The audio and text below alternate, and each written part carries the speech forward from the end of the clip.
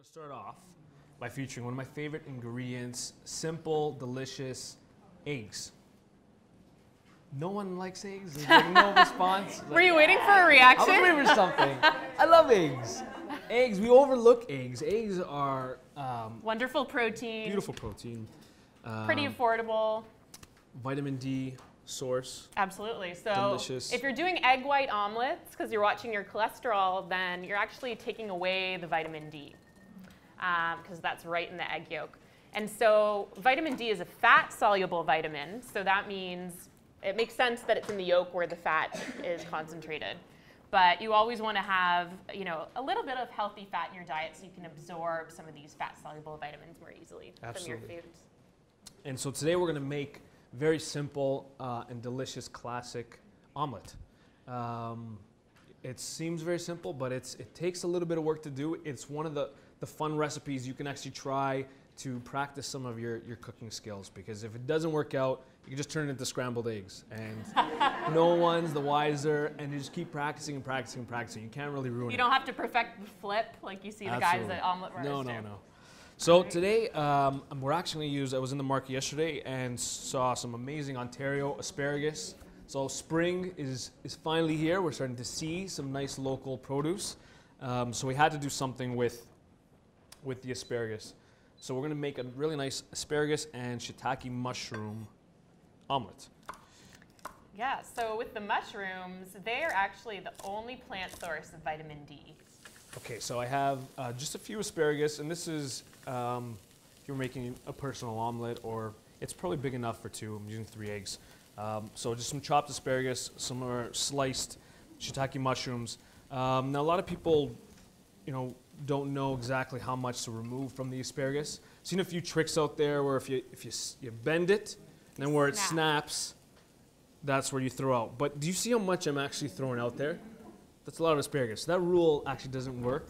Sometimes it works. I wouldn't rely on that rule. So the best general rule of thumb is just remove like the last 2 inches of the asparagus. It's not that it's bad for you. It's just it's pretty tough, pretty rough, tough to digest. So just the last 2 inches, cut it off, throw it out. Otherwise, you're going to be wasting a lot of asparagus. And this is actually, wash it up. It's actually great for vegetable stock. It gives you a really, really nice flavorful vegetable stock. So add it, keep it as your scraps, freeze it, and then when you're ready to make a vegetable stock, you can throw it in there. So don't throw that away. We have an awesome recipe for vegetable stock, and there's actually a video as well on our YouTube page. So if you go to YouTube/ELLICSR Kitchen, you can find it there. It's a great way to use up all these veggie scraps. Absolutely. So I have my asparagus and shiitake mushroom sauteing just a few minutes. I like tender asparagus. If you want to cook it a little longer, just cook it a little longer. The key is a very gentle heat. So I have a very just medium heat. I don't want to burn, the mushrooms and asparagus. Also, when I threw them into a dry pan. With mushrooms especially, I like starting them off in a dry pan, no oil, no fat. Heat them up, and when they're nice and hot, some of that water starts to evaporate. So you're going to get a really nice kind of crispy caramelized mushroom, and then add a little bit of olive oil or salt or lemon juice, which is going to add.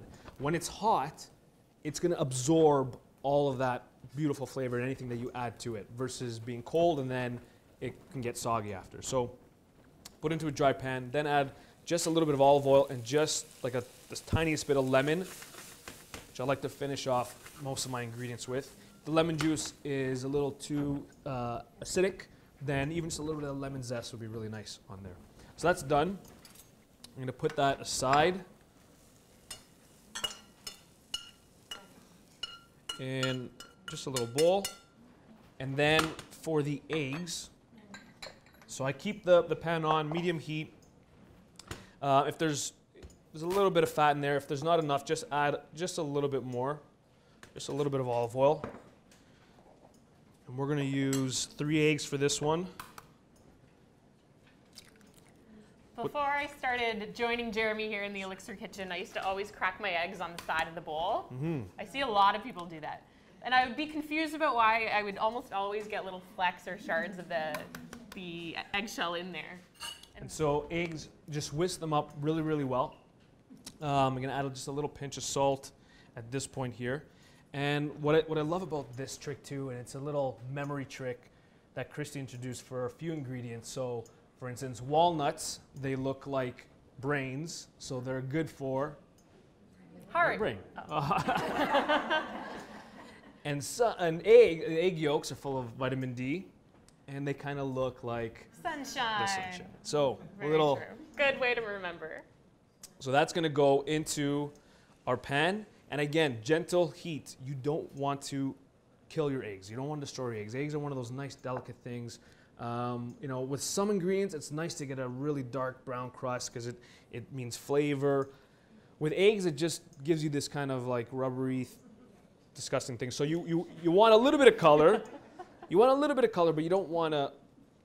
You want to be very gentle with the heat in your eggs. So what I'm doing is I'm just spreading it around a little bit in the pan, just so you can see these curds, the little curdles coming up, almost like you're making scrambled eggs. And just do it a little bit, just until you get a nice formation of those curds all around, and then stop. So about 10-15 seconds. So you can see how it's almost like scrambly. Now I'm going to stop touching it. So what does that do by spreading it out a little bit? So I always just pour it in and let it sit until I start to see the edges forming. What happens is, first it gives it a little bit of texture, it gives it a little bit of fluffiness. If you had just a flat omelet, it would almost be like a crepe, so very, very thin, which is fine, delicious. But these little textures, these ripples, give it a really nice fluffy texture, or fluffy consistency. Nice. And so that's going to sit just for a couple minutes, just until it starts to dry up a little bit. And what I'm going to do is add a little bit of cheese. If you like cheese, you can add any cheese. I'm adding a nice Oka from Quebec. This is in tribute for the Montreal Canadiens who won yesterday. I know not everyone's a Habs fan. I'm a big Habs fan, so Quebec cheese today. So that's going to go in. Very thoughtful of you. Yes. But you can use cheddar cheese. You can use a little bit of Parm cheese. Something with flavor is always a great idea, a sharper cheese. More flavor means you don't have to use as much cheese as well. So you reduce the amount of fat, and then you really, really pick up that flavor. So that's going to go in just for a couple minutes, and then I'm going to return some of the asparagus and the mushrooms, but not all of it. You can put all of it in. I like to save a little bit and put it on top, and that way, like say you're serving it to somebody, they know you can tell them, but it's nice to see what's inside on top.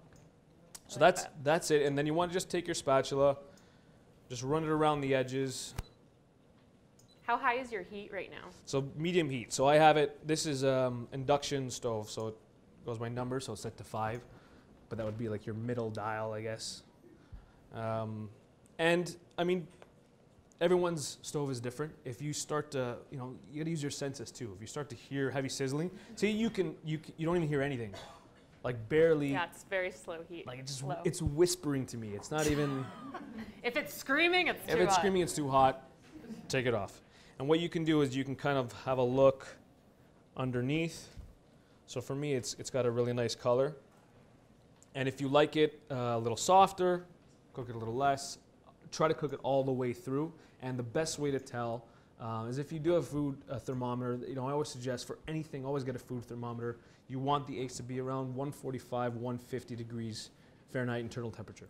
So I'm just going to do the last little seasoning. I'm going to flip it over. Now this is the hard part. It's not even the hard part. Stresses me out. You can make it hard if I wanted to flip this up in the air. I'm not going to embarrass myself in front of everybody, so I'm going to go for a very gentle, easy flip. And what I want to do is use both hands. So obviously the spatula to help flip it over, but give the pan a little bit of leverage as well so that it slides down easy. So I want to go this way, and you can do either a 3 flip or just half flip. So I'm going to try to do, there we go. A nice fold. Nice full fold. What a supportive group we have here today. I said it before. Sometimes when I'm cooking at home, I wait for that applause in the back because I'm used to it. I don't get it. Your cat doesn't applaud your effort? No. So that's it. Really, really simple, easy. It's a nice little meal, nice little snack. I love having eggs for dinner, just for a simple, quick meal. balanced meal when you don't have a lot of time. It's a great way to get protein on the table quickly. Absolutely. And Serve it with some nice whole grain toast.